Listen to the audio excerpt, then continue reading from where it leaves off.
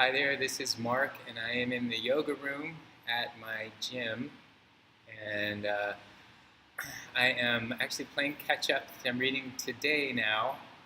I just read a little bit ago from where I was teaching yoga, but now it's today, the Golden Present Daily Inspirational Readings by Sri Swami Satchidananda.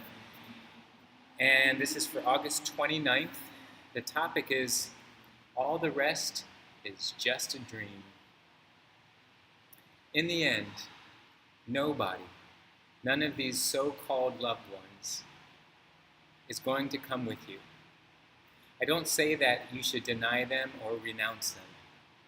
It's all right to be with them, but you should have to save your soul. Nobody else is going to help you with that. How many individuals have left the world with the people they loved so much? None. Wait a minute.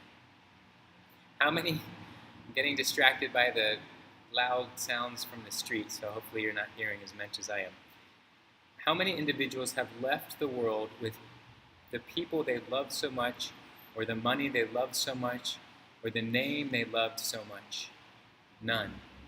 Everything is soon forgotten. History tells us that. The only people the world remembers are the few who have really given themselves to God. Put God first. That is the first and foremost thing to achieve. God is the only reality. All the rest is a dream. I think for some people, they think God is the only thing that is not reality, that only all of this is reality. So this is interesting to hear something like this where they're saying, or Swami Satchidananda is saying that God is the only reality. So I feel inclined then to remember this idea of God, and especially what I've really learned from Swami Satchidananda. God is going to be, for each of us, that thing which we feel has this higher vibration or a higher realm of wisdom, intelligence, and power than we have. Recognizing there's something greater than what our minds are able to comprehend or understand.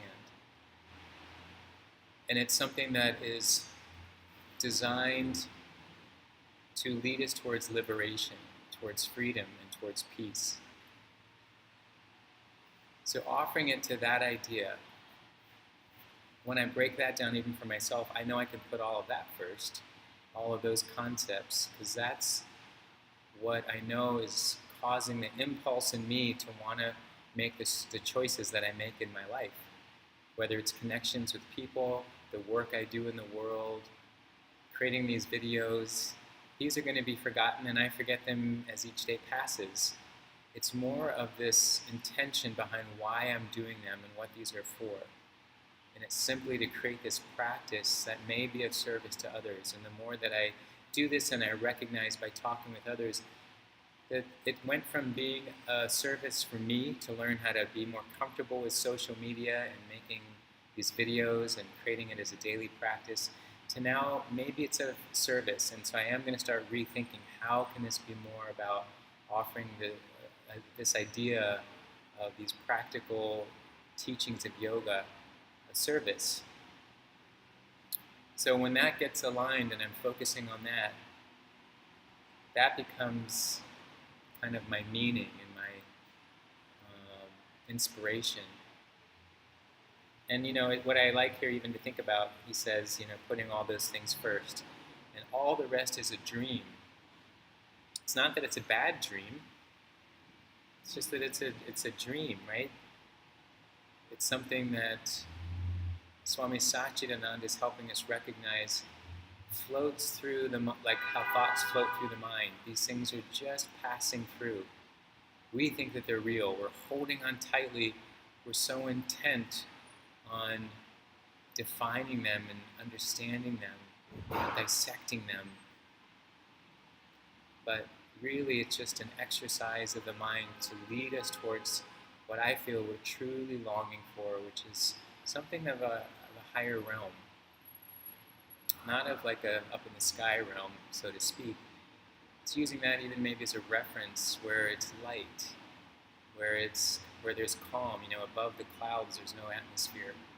Just below the clouds is where all the weather and storms and all that happen. But above the clouds there is no changeable weather. So I like that idea of why that could have been used as a reference. I don't know if that was known many, many years ago. Maybe it was. But it's being able to come back to that place of peace. Everything is soon forgotten.